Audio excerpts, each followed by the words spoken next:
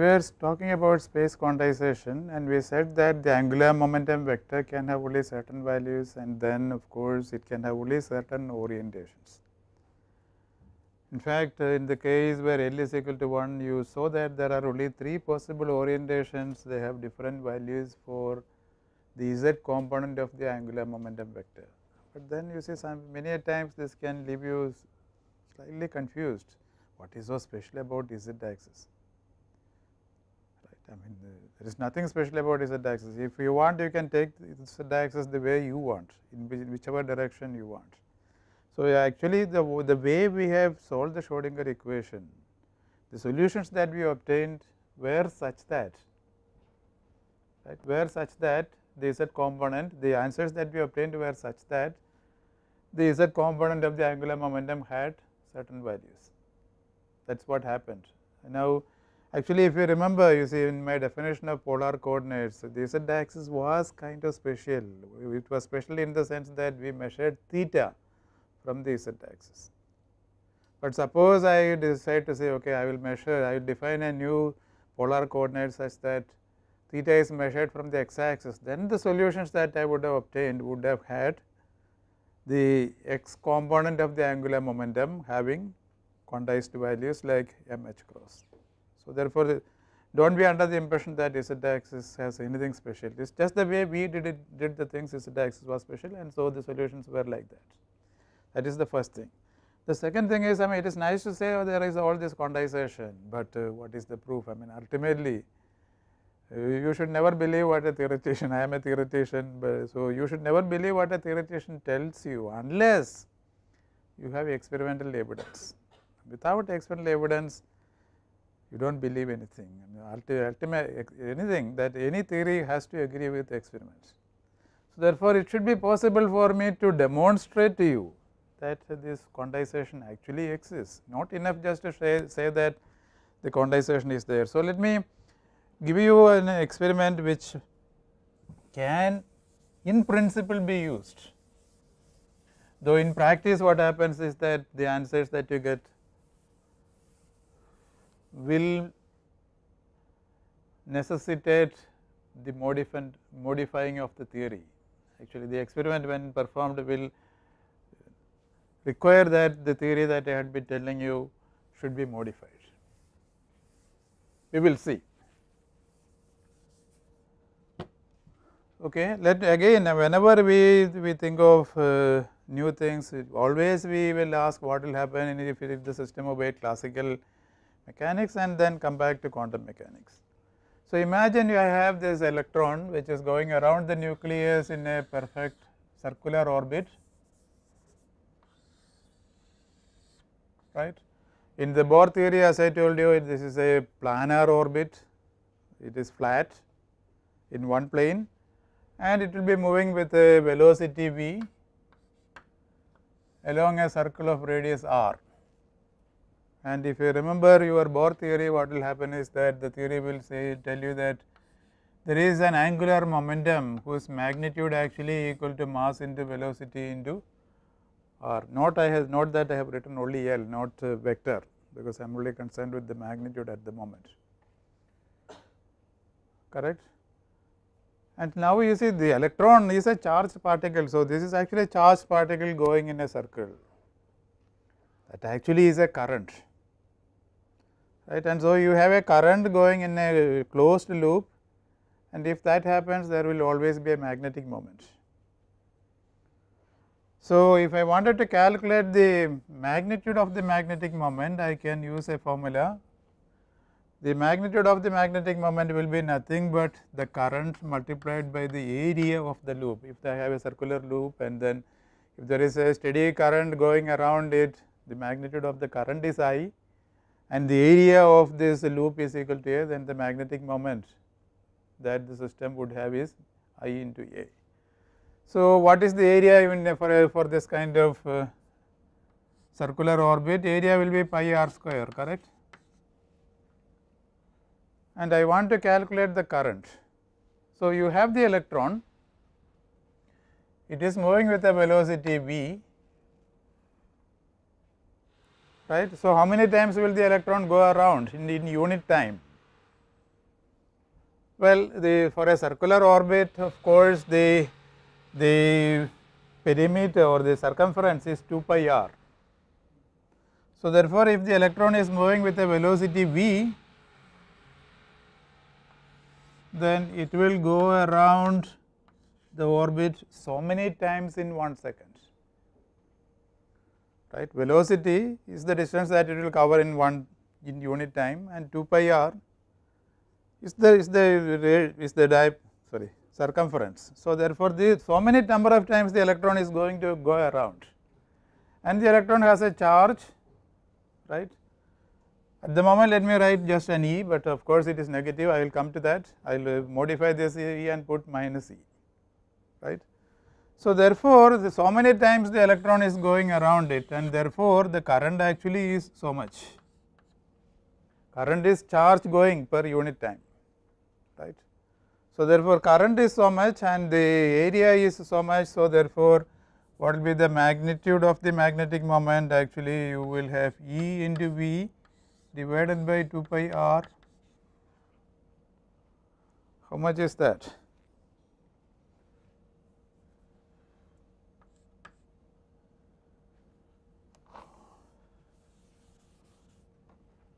R and R are going to cancel, pi and pi are going to cancel. So, I will be left with E. Let me put there is a 2 here, let me put an m in the denominators, which means that I will have to put an m in the numerator. So, I will get mvr.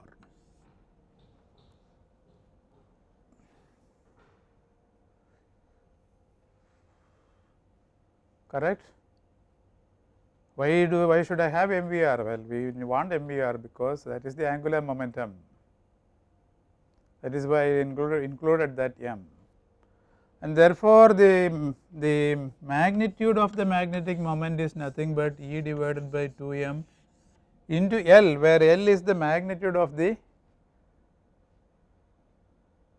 angular momentum. This is of course classical, right. Now, if I was going to think about it quantum mechanically, what will happen? I can say, okay, or I mean, let me before I go into quantum mechanics, I want to modify this because you see these things mu as well as L are vectors. So, therefore, what will happen? I will have mu equal to, well, you see, if I had a charge which is going in this direction like that, or maybe like to be very clear, let me say I have the circular orbit, a charge E is going around it. For the moment, imagine it is positive, then if it is going around it, then what will happen is that the angular momentum is a vector pointing towards you, if it is following that orbit in the direction that I am showing in with my hand, and the magnetic moment also will be in the same direction. But now I say, okay, the charge is actually, because I am thinking of the electron, the charge is negative, then what will happen? The angular momentum vector will be still in this direction, but the magnetic moment will be in the opposite direction, because the charge is negative, and therefore, what is the expression that I would have? I would have mu equal to minus E divided by 2 m and vector L. So, this is the precise relationship between angular momentum and magnetic moment of the electron. So, therefore, I mean, why do we think of this? The answer is that if you had the electron sitting in this any of these stationary states, it is likely that it will have a magnetic moment, because the magnetic moment is related to the angular momentum vector, right. For example, if you think of the s orbital, what do you expect? For the s orbital, the magnitude of the angular momentum vector, I did not discuss this simply because it was 0, right. The quantum number L is 0, therefore, magnitude of the angular momentum vector is 0. So, it has no angular momentum vector, actually it is 0, and therefore, the magnetic moment also is 0. But if you had L equal to 1, what will happen? L equal to 1 means the magnetic moment. If you calculate the magnitude of the magnetic moment, you know precisely how much it is. It is going to be mu magnitude, and that will be equal to E divided by 2m magnitude of L, and that actually is going to be E divided by 2m square root of L into L plus 1 h cross square. This is what is going to happen if you think of the magnitude of the magnetic moment. But because L has 3 different orientations now, the magnetic moment also has 3 different orientations. Now, can I do an experiment which actually will demonstrate these 3 orientations? And only if I can do that should I believe in all this stuff that quantum mechanics is telling me, right. I have to be able to verify this experimentally. So, how will I verify this experimentally is the question that I am going to ask.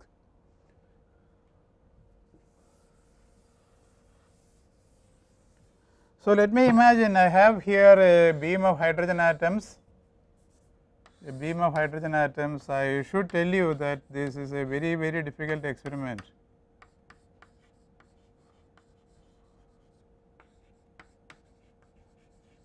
And in fact, I do not know whether this particular experiment has ever been done. Maybe it is done, I mean, because these days people have done almost everything that can be done. This kind of experiment was originally done with silver atoms.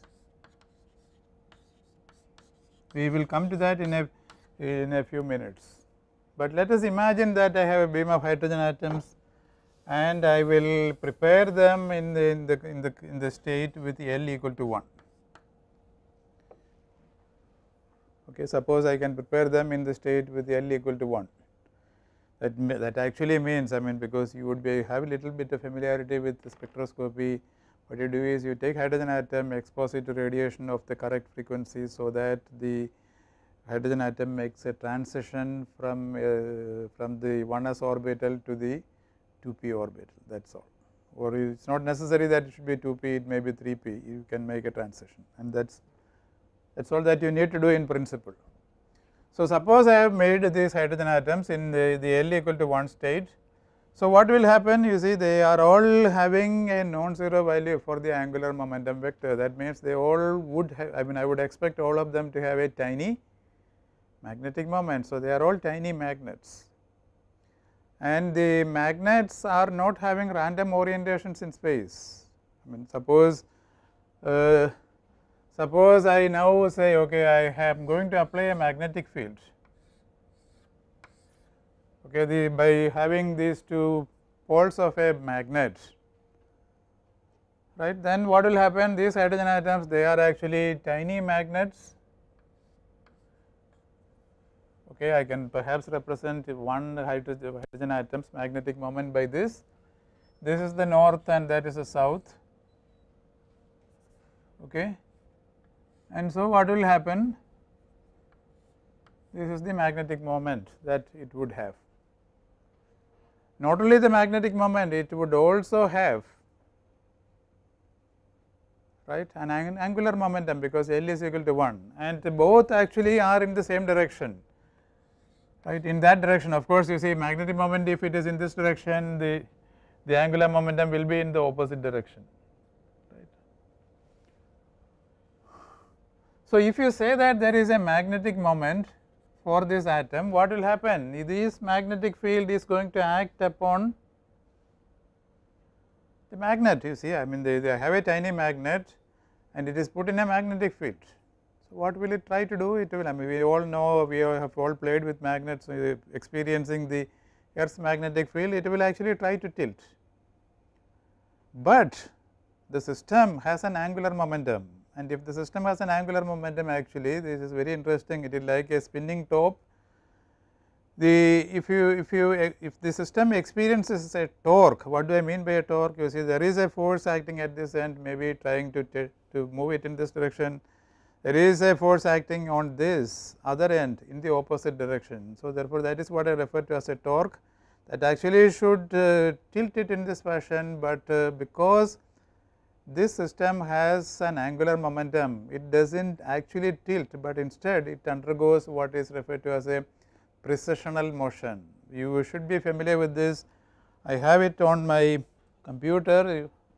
So, here is the precessional motion of a spinning top. So, what will happen is that, let me repeat, here is my magnet, there is an angular momentum associated with this magnet, right, and then you apply a torque trying to tilt the direction of the magnet, but the magnet actually it does not tilt, but instead it undergoes precessional motion, right, that is what it does. And further there is a force acting on this, let me say in this direction, another force acting on this in that direction, the two forces are actually equal but opposite in direction. So, that the net force acting on the magnet trying to move it from this position is 0, it is only trying to tilt it, it is not actually causing the center of mass of the magnet to move, because this force and that force actually are exactly equal. So, if I shot a beam of hydrogen atoms, what will happen? They will actually simply pass through, because you see they may undergo this precessional motion for some time and then come out, that is all, right. That is the case if the magnetic field is uniform everywhere, but suppose the magnetic field was not uniform. How can you make it non-uniform? The answer is you see you have kind of special kinds of magnets, maybe something like that. I think I have a pictures.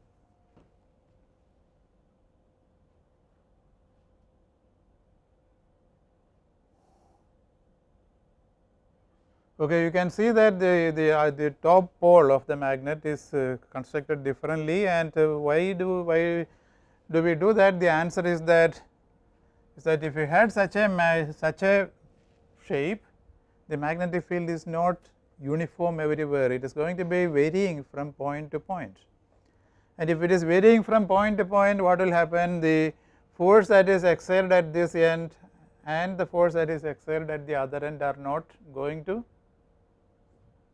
be the same, and therefore, there will be a net force, and that will cause a displacement of this magnet maybe in the upward direction or maybe in the downward direction, depending upon how the magnet is oriented, right.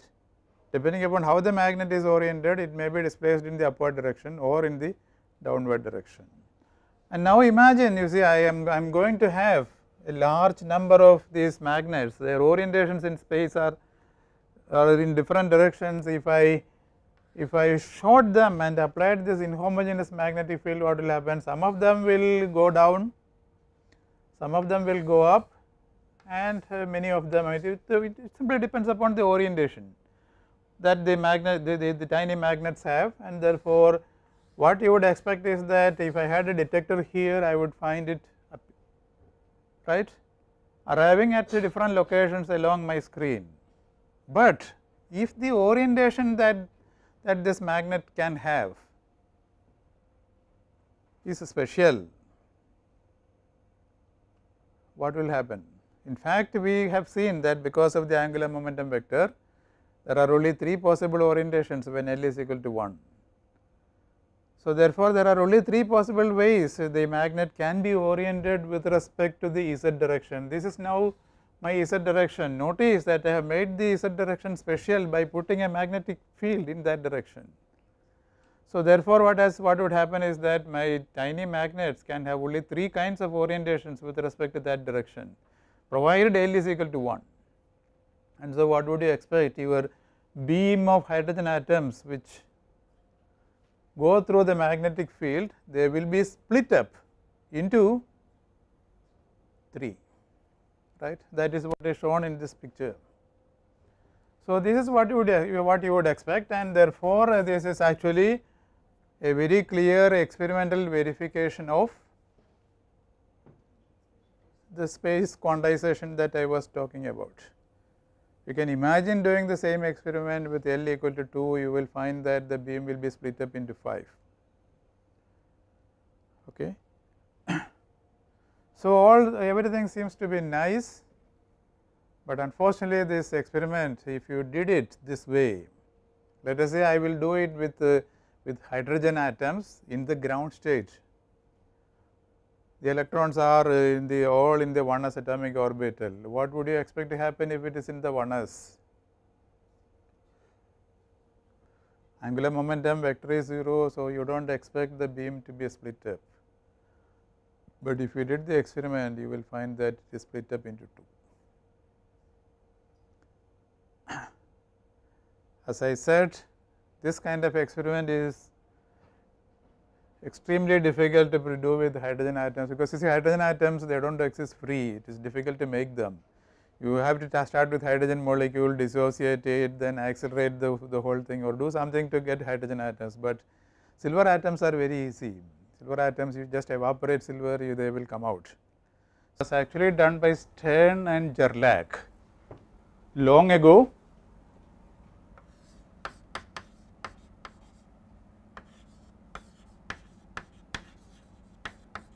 And they used a beam of silver atoms, and it was found that the beam split into 2, and they had no explanation for this, and an explanation was actually given by Uhlenbeck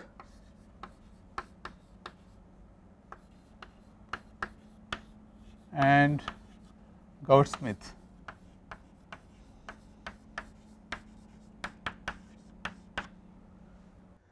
The way silver atom is, you see, you have a closed shell and with one electron sitting outside, and that electron is sitting in an s orbital. The closed shell has no angular momentum, net angular momentum is 0. The electron that is sitting outside, you do not expect it to have an angular momentum, because it is sitting in an s orbital.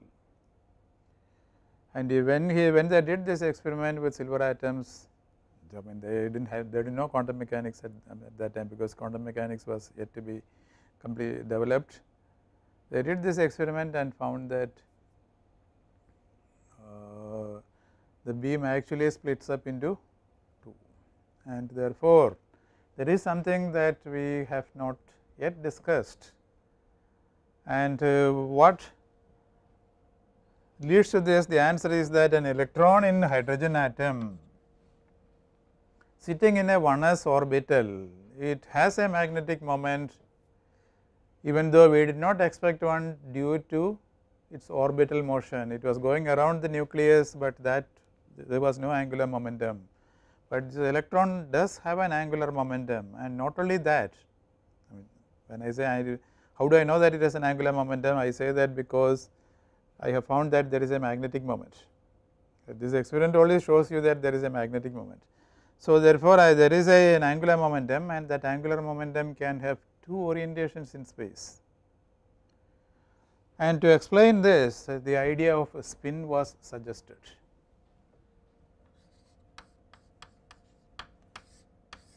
So, if you like, you can imagine, at least in those days, this is what people did at first.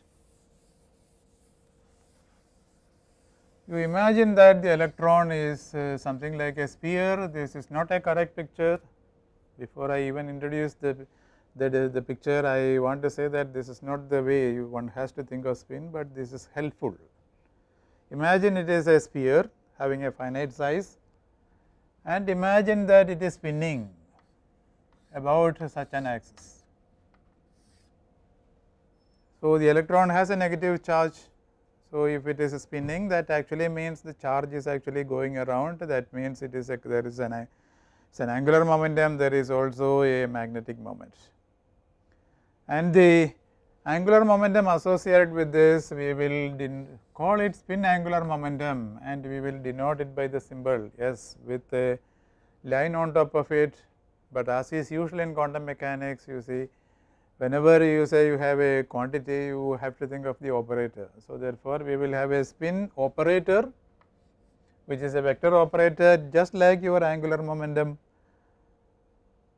operator that occurred. When I say that angular momentum operator, those operators, they are referred to as orbital angular momentum operators, because they were concerned with orbital motion. Now, I am thinking of spinning motion, where you can imagine you have a ball which is just spinning, and I am sure you are all familiar with spinning of balls, you all play cricket definitely. So, therefore, spinning, and the spinning leads to an angular momentum, and because the electron is charged, it also leads to a magnetic moment. And you can expect that the spin angular momentum is related to the magnetic moment, right. This is what happened with orbital angular momentum.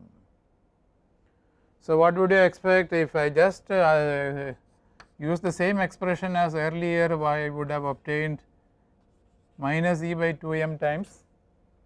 Yes, this is what happened with orbital angular momentum, but interestingly this formula is not correct for the electron. You have to multiply this actually by a factor which is 2 almost, actually 2.000 some 18 or something. Let us not worry about that, it is equal to 2 for our purpose.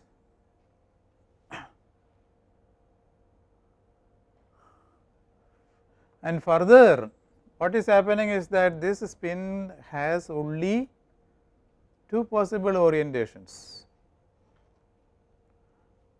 right. So, what does that mean? It means that the following, you see, you look at an angular momentum vector having an L quantum number, having an azimuthal quantum number equal to L, then the magnitude of the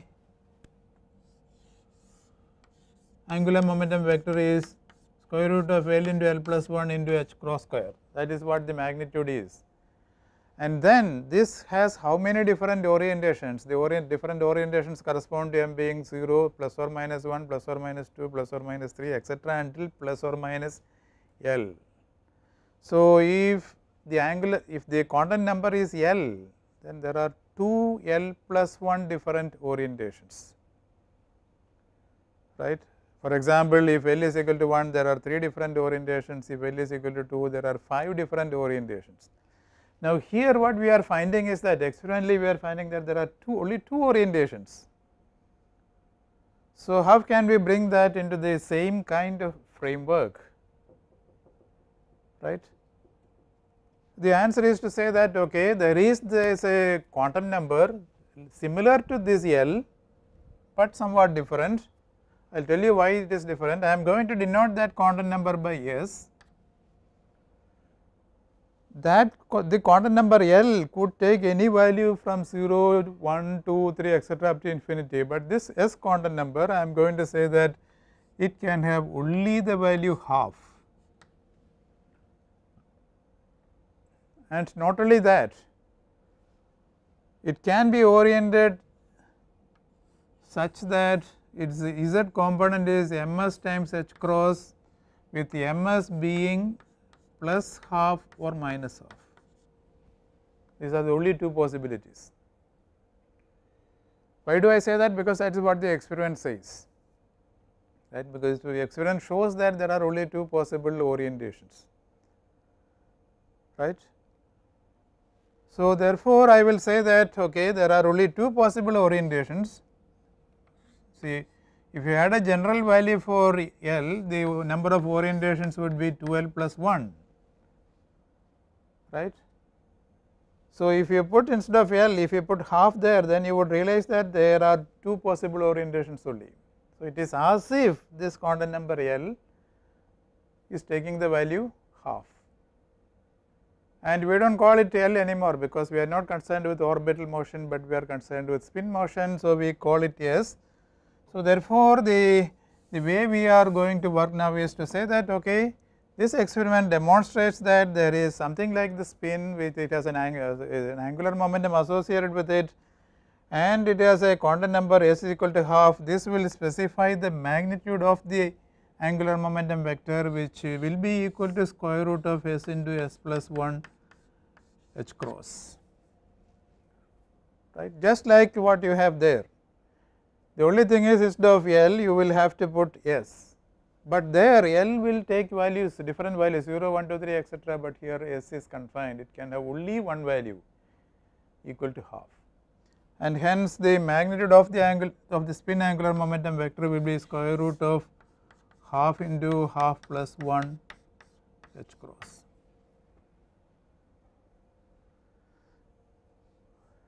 And there are 2 possible orientations. Now, again if you look at this case, the angular momentum case, you have functions like psi 210, psi 21 plus 1, psi 21 minus 1, they have different values for m. These functions have different values for m, but the values of L are the same, right. So, similarly you can say, okay, what I should imagine is that I have a state where S is equal to half and ms is equal to plus half. This is one possible state in which the spin of the electron can be. The spin of the electron is oriented in such a fashion that the z component of the spin angular momentum is plus half times h cross. That is one possible state of the electron, and there is another possible state of the electron in which the spin is oriented in a different fashion, and that state would have ms equal to minus half. Now, you see these are all just written down using intuition to explain the experiment. Well, this definitely is unsatisfactory if you are a pure theoretician, because you see, I mean, you want to understand the thing, not just assume something. So, so the way one can actually derive these things is as follows. See, till now we were discussing what is referred to as the Schrodinger equation. The Schrodinger equation has the defect that it does not worry about relativity theory at all, okay. But you have to actually include relativity theory if you want to describe the natural world in the correct fashion, and if you included relativity theory, actually what you will have to do is you will have to formulate an equation which was originally formulated by Dirac. This properly takes relativity theory into account, and if you solved the Dirac equation, the spin will automatically come out of the solution. Right. We are handling the non-relativistic equation known as the Schrodinger equation, and by solving that, what happened, we got only 3 quantum numbers, we did not get the 4th quantum number. If you want to get the 4th quantum number, you have to do a very detailed derivation using an equation which is referred to as the Dirac equation, and we will not do that, because you see chemists are not terribly interested in the Dirac equation. Of course, they are interested in the spin. So, therefore, what is normally done is to introduce a spin as an assumption. That is what chemists would normally do, and that is all that we are going to do. We are not going to go into Dirac equation. So, therefore, we now have this, I mean, if you say, you can say this is an additional postulate of quantum mechanics for the chemist, right. The additional postulate being that the electron has a spin associated with which it has a spin angular momentum. This spin angular momentum has only a certain magnitude. The magnitude is actually, let me write it down, I have not written it down anywhere. Magnitude is actually square root of half into half plus 1 h cross is the magnitude of the spin angular momentum vector, and the spin has 2 orientations characterized by different values of ms, ms being either plus half or minus half, right, and corresponding to different values of the magnetic quantum number m for these functions. You had, each one had a different wave function. So, similarly, we will have to say that these 2 different states of the spin should have some spin wave function, right. Again, that has to be assumed. What we will do is, we will say that if ms is equal to plus half, there must be a wave function characterizing that state, and that I will denote as alpha, right. So, here the spin is oriented in a direction which is upward, such that the z component of the spin angular momentum is plus half h cross. So, we normally say that the spin is pointing up. So, that state we will denote by the symbol alpha, and if ms is equal to minus half, we will say that the state is going to be denoted as beta. So, we will say that the wave function or the statement, let me not say state function, the wave function for the electron will have an additional part. Up to now we had only psi n l m r theta phi. This was obtained from the Schrodinger equation, but now I am going to say that in addition to this the wave function has another part which I will denote by the symbol maybe alpha. This is actually the spin part, or maybe beta, but these things are actually this function is a function of r theta phi, okay. And so it is natural that this may be thought of as a function of something. You can say okay that something because this is all postulates that something is something that is not very clear, but we will say okay that is our spin coordinate and denote it by the symbol omega if you like, which you can say it is actually some coordinate which is connected with the orientation of spin, right. And similarly this other function, what will happen is that you will have beta of omega. So, if you think of the ground state wave function for hydrogen atom, the wave function would look like psi 1s equal to 1 by square root of pi a0 cube e to the power of minus r by a0, and this wave function does not contain spin. Now, if you added spin also to this function, what will happen is that you will have either alpha of omega, alpha is the spin wave function, omega is the spin coordinate, or we have the other possibility of having beta of omega. So, there are two possible states, two possible spin states being represented by the wave functions alpha of omega and beta of omega. So, there are two possible states for the electron. See, until now I had said that the ground state, actually a ground state of the hydrogen atom is non-degenerate, but when I take this into account, spin into account, it is no longer degenerate because the electron has a spin. The spin can be, the spin function can be either alpha or beta. So, therefore, there are two possible states. Now, it is doubly degenerate. Fine. And not only that, you can also introduce, see if you say that S is a vector, you can actually introduce operators corresponding to x component, y component and z component, okay. You can introduce them also, and then what will you do? You have to follow analogy with orbital angular momentum, because whenever you have an operator you will need to know what are the commutation relationships. So, you will say that okay Sx commutated with Sy should be equal to how much? It has to be equal to IH cross Sz, and similarly you have other commutation relationships, and if that is the way it is, what will happen? You will find that S square can be defined, S square will commute with Sx, Sy and Sz. Sx, Sy is Z among themselves they will not commute, and therefore, you can specify only the value of S square and if you like Sz. And further Sz operating upon alpha, what will it give me?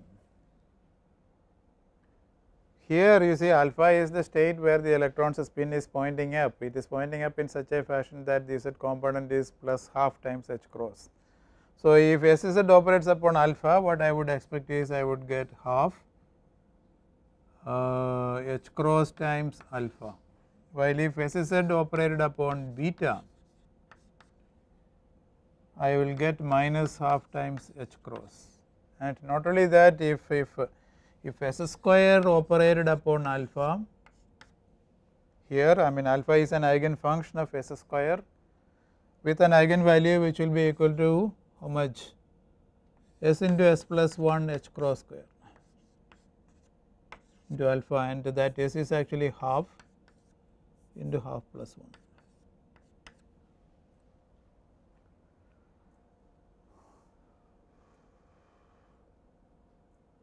Right. So, this is how things are. So, you would realize that if I wanted to get spin, you have to take relativity theory into account, and if you did it properly, then of course, spin can be derived from what is referred to as the Dirac equation. So, therefore, strictly speaking, spin is a relativistic phenomenon, and this picture that I have drawn here, imagining that the electron is a hard sphere which is actually rotating, spinning about an axis, that is not the correct picture, but it is a useful picture if you are going to think about spin. It is useful, but it is not necessary that that will give you the correct results. Okay. Okay, I think I will stop here today. Thank you for listening.